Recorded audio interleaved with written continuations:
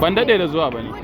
Sanda aka kamo namiji yawwa to shine ni ma ai yanzu nan aiji ne an ce suna nan ai. Na ce to bari ni ma in zo. Mu a ta gaban mu aka shige da shi. Ya ta gobe gidan mu aka wuce da wancan.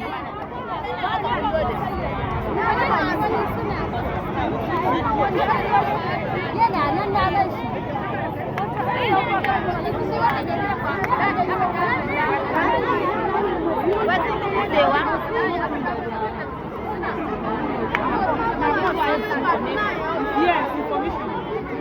Tun da suka yi wannan ɗin ai za su fito da wannan.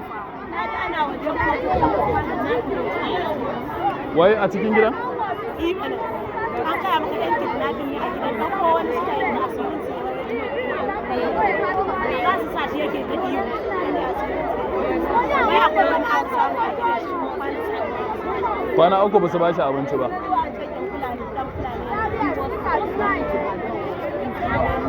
Ai gwara Allah ya ta tona musu asiri. Allah ya tona su abin da wani irin mutum yawa ma da zan ba a san kansu za a ba.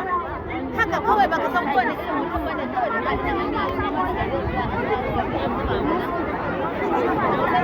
Allah gurin asama da mu kaci wallahi amma ba ba a